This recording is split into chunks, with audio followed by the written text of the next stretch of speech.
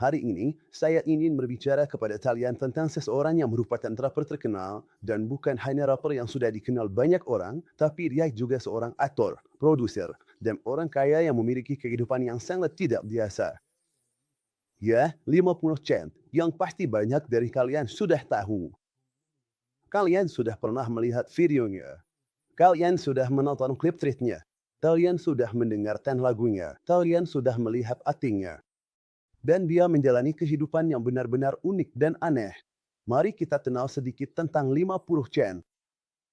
50 sen. Dia pernah ditembak 9 kali dan dibiarkan sekarat. Sekarang, dia adalah raja rap dan pebisnis. Siapa 50 Cent? Lahir dengan nama Curtis Jackson pada tahun 1975 di Queens, New York. Kehilangan ibunya saat berusia 8 tahun dan dibesarkan oleh neneknya. Tumbuh di lingkungan penuh kejahatan, beberapa kali ditangkap sebelum akhirnya beralih ke dunia rap. Ditemukan oleh Eminem dan Dr. Dre. Album debutnya, Get Rich or Die Trying, meledak secara global. Telah terjual lebih dari 30 juta album, memenangkan penghargaan Billboard dan Grammy. Membangun kerajaan bisnis lewat Vitamin Water, acara TV seperti Power, dan buku-buku. Kekayaannya melebihi 40 juta dolar. Ayah dari satu anak laki-laki, dia sering mengakui bahwa menjadi ayah membuatnya tetap membumi. 50 Cent mengubah rasa sakit menjadi kekuatan dan kerja keras menjadi warisan. Ya, hidup 50 Cent memang sangat tidak biasa. Dia telah mengalami banyak naik turun. Tapi jujur saja, ketika kita mendengar langsung darinya tentang apa yang telah dia pelajari sepanjang perjalanan hidupnya, kita juga bisa mengambil pelajaran dari pengalaman yang dia dapatkan.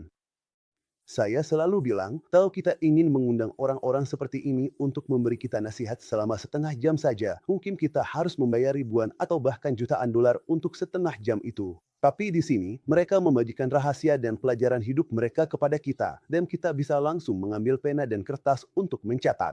Kita bisa belajar dari kehidupan orang lain dan menerapkan pelajaran itu dalam hidup kita sendiri. Ayo kita dengarkan apa yang ingin mereka sampaikan. Coba deh coba treadmill tanpa musik. Lihat seberapa lama kamu bisa melakukannya.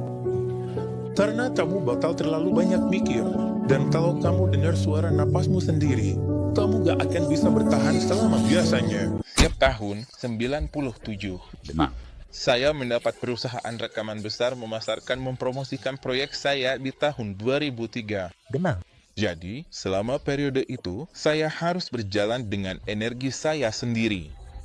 Kamu tahu, saya harus meyakinkan diri sendiri bahwa, saya akan berhasil, tahu kan? Terlepas dari apa yang orang lain rasakan pada saat itu, dan apa yang terjadi adalah itu membuat saya merasa seperti, ya, akan ada saat-saat di mana orang salah mengira kepercayaan diri saya sebagai kesombongan, karena saya harus. Mereka tidak mengerti proses yang saya lalui dan seberapa besar saya harus percaya pada diri sendiri supaya semua ini bisa terjadi. Saya merasa kamu bisa membentuk diri sendiri ke situasi yang baik. Hal-hal yang seharusnya terjadi akan terjadi, dan kalau kamu cukup percaya pada dirimu, kamu bisa membantu dirimu untuk belajar. Kamu bisa menginspirasi diri sendiri dengan berbagai cara, di mana kamu benar-benar bisa mendisiplinkan diri, sampai akhirnya kamu bisa menjadi cukup baik. Sejak tahun 97, saat saya mulai menulis, itu benar-benar full time. Setiap hari saya menulis musik karena memang tidak punya pilihan lain. Kalau saya berhenti berjuang, bagaimana saya bisa menafkahi atau mempertahankan gaya hidup yang saya ciptakan untuk ibu dari anak saya,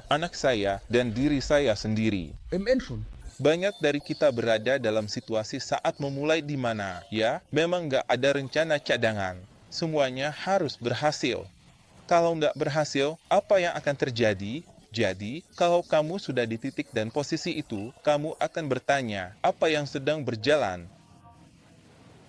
Dan kamu mulai terpengaruh atau terbawa arus ke apa yang memang sedang berhasil saat itu. Dan musikmu pun berubah dan mulai terdengar sedikit mirip dengan apa yang lagi hits di radio sekarang. Saya pernah dengar demo dari 10 Lil Wayne yang berbeda, padahal itu bukan Lil Wayne. Ngerti maksud saya, kan? Saya sampai mikir, gila, dia bener-bener bisa. Suaranya mirip banget sama yang Wayne lakukan, menyukai. Dan itu memang sulit.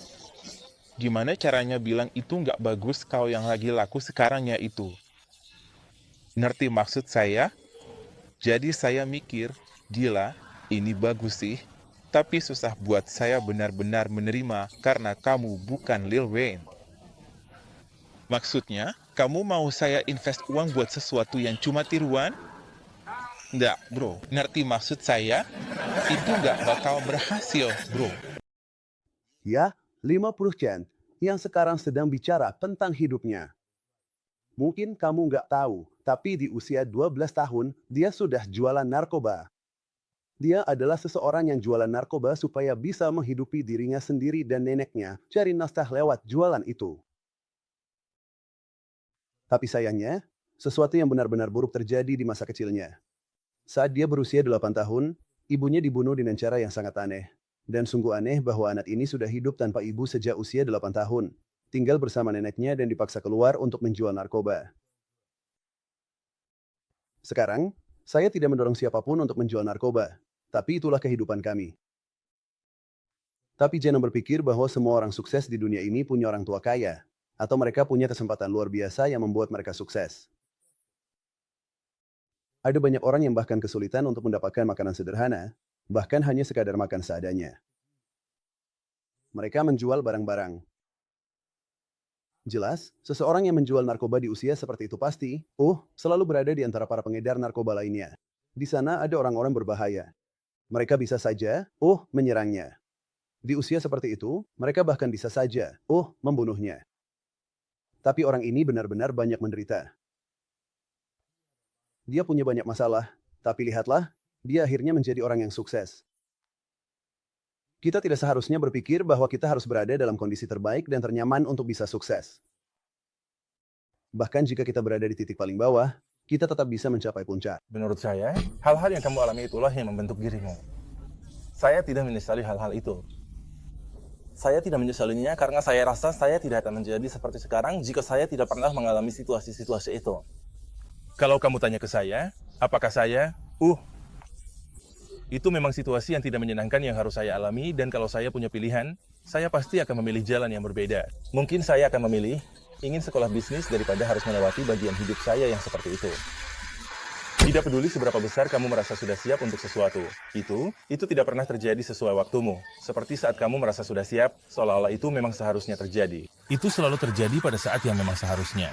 Karena masa di mana kamu merasa siap dan orang-orang belum mengakui karya kamu seperti yang kamu harapkan, justru itulah saat di mana kamu membangun mental yang cukup kuat untuk bertahan ketika semuanya benar-benar berjalan. Ya, saya tidak terlalu tertarik pada hal finansial. Tentu saja, saya ingin terus sukses, tapi tidak ada, target khusus. Dalam hal keuangan yang benar-benar bisa jadi patokan, karena sejujurnya, kalau saya duduk di sini dengan kamu setahun dari sekarang, 2 tahun dari sekarang, dan mereka bilang, kamu berhasil, kamu jadi miliarder. Saya tetap akan bilang, ya, tapi saya punya ide lain. Benar. Saya punya ide baru. Dan menurut saya, itulah gambaran dari seseorang yang benar-benar ambisius, karena ambisi itu bukan perilaku yang dipelajari. Itu adalah bagian dari karakter alami kamu, dan kamu akan selalu menemukan sesuatu yang bisa kamu tekuni atau tujuan baru atau kamu lihat orang-orang yang menjual perusahaannya 5-6 miliar dolar, lalu bilang, ya, oke, sekarang apa selanjutnya? 50 cent? Ada banyak tempat yang dia datangi di mana dia ditolak. Kemanapun dia pergi untuk memperkenalkan diri dan berkata, lihat, saya seorang penyanyi. Saya seorang rapper. Saya bisa menggunakan suara saya. Semua orang menolaknya karena masa lalunya, karena kejahatan yang pernah dia lakukan, karena catatan kriminalnya. Tidak ada yang mau menerimanya. Sampai akhirnya dia menandatangani kontrak dengan Amina dan hidupnya berubah. Tapi hanya satu lagu, yang mengubah jalan hidupnya dan membawanya dari tempat yang gelap ke panggung besar di mana dia bisa berkembang. Menurut saya, kita harus selalu waspada terhadap peluang. Karena meskipun kita hanya punya kesempatan kecil, kita bisa memanfaatkannya, dan peluang kecil itu bisa, kamu tahu, membawa sesuatu yang besar terjadi dalam hidup kita. Jadi, mari kita anggap serius momen-momen kecil dalam hidup kita.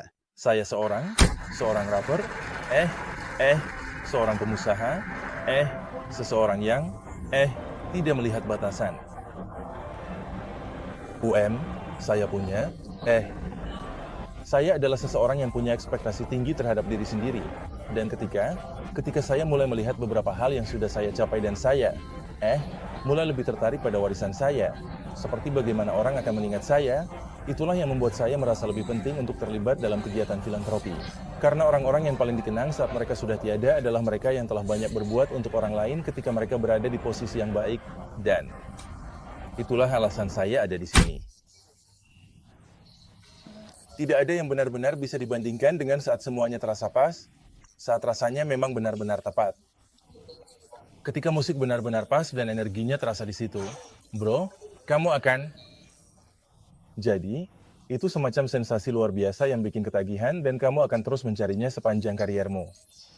Ketika kamu merasakan perasaan itu, entah itu di album pertama, album kedua, album ketiga, atau hanya sebuah single, karena banyak artis yang karirnya hanya cukup untuk satu lagu saja. Tapi ketika kamu merasakan perasaan itu,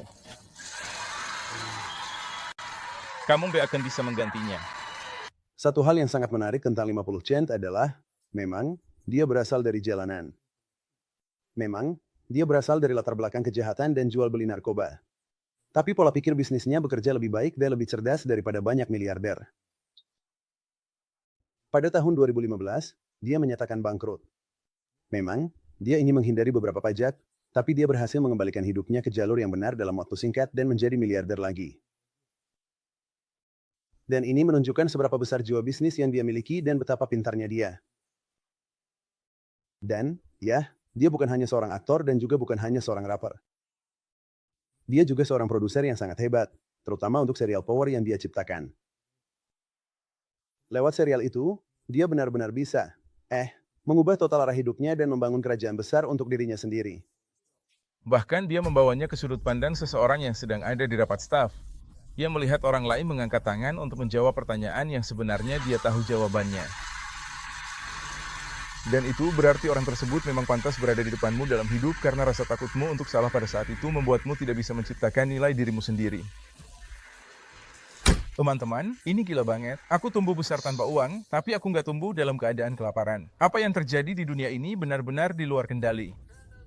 Maksudku, ada begitu banyak orang yang menderita kelaparan. Maksudku, setiap hari ada orang yang meninggal karena kelaparan. Aku pernah ke Afrika dan kehancuran yang aku saksikan di sana mengubahku selamanya. Maksudku, melihat orang-orang yang bahkan tidak tahu kapan mereka akan mendapat makanan berikutnya, atau apakah mereka akan mendapat makanan berikutnya, itu benar-benar gila. Aku ingin memberi makan 1 miliar orang yang kelaparan dan aku butuh bantuanmu untuk mewujudkannya. Ini dunia kita, ini jalanan kita. Aku butuh energimu. Ayo kita lakukan ini. Dan, ya, itu juga merupakan serial yang sangat sukses. Dan intinya, kalau seseorang berasal dari tempat yang sulit, dari latar belakang kriminal, atau dari lingkungan yang keras, itu bukan berarti hidup mereka akan selalu seperti itu. Mereka bisa mengubah arah hidup mereka. Kalau kamu juga sedang berada di jalan yang terasa gelap hari ini, ketahuilah bahwa ada cahaya di depan jika kamu menginginkannya. Apa kabar? Lo, ini 50 Cent. Aku cuma mau berterima kasih kepada semua orang atas dukungannya dan semua pesan semangat yang aku terima di bisnis5mal.com. Kemarin aku dengar lagunya Fat Joe dan itu menyakitkan. Dan aku sudah bilang ke kalian untuk tidak mendengarkan musiknya. Tapi ada yang tetap dengar dan lihat sendiri akibatnya. Kalau kamu lagi dengerin ini, kamu bisa ngerok, kamu bisa melambatkan. Sekarang bersandarlah, condongkan badan ke belakang, anak-anak muda. Coba naik motor dia setelah itu. Kalian gak mau naik bareng aku. Naik bareng aku. Dengerin lagunya Fat Joe. Anjing, gue jatuh di tanah gara-gara jatuh. Anak-anak skateboard, anjing, gue jatuh di tanah. Menggunakannya untuk membuat sup cake. Orang-orang naik sepeda, anjing, gue jatuh di tanah. Menggunakannya buat sup cake. Gue mampu, ya. Video. Orang di mana-mana, ada yang muter musik sambil olahraga. Anjing, gue jatuh di tanah, gara-gara cupcake itu. Ya, ini parah banget. Maksudku, lagu Fat Joe itu hal terburuk yang pernah terjadi di hip hop. Dan itu sakit banget karena aku cinta hip hop. Aku nggak tahu lagi mau ngomong apa. Maksudku, ini kejadian di mana-mana, di seluruh tempat. Soalnya musiknya jelek banget dan ini Ini bisa bikin orang celaka. Jangan didengerin. Silakan. Silakan. Anjing, gue jatuh ke tanah. Menurut lo gue bakal berhasil, bro. Kayaknya gue nggak bakal lolos dari yang pertama dari Dia bisa. Tunggu dulu, bro. Jangan ajak gue juga. baiklah. Anjing. 1, 2, 3, jalan. Kami sedang berbicara tentang film. Kamu punya? Film besar, besar banget, yang bakal keluar sebentar lagi. Iya, aku ngerjain satu proyek. Bro, itu, aku ngerjain yang gede banget. Kamu benar-benar ngerjain yang gede, ya? Tako. Tahu siapa kamu? Bayanganmu sudah mengikuti aku sejak kecil. Kisah yang kamu tahu. Jangan takut. Penjahat yang tidak kamu kenal. Aku sudah ditembak 9 kali. Aku nggak takut sama cewek bule kecil. Pernah nggak sih ada orang yang nunjukin ke kamu dengan segala cara yang mereka bisa?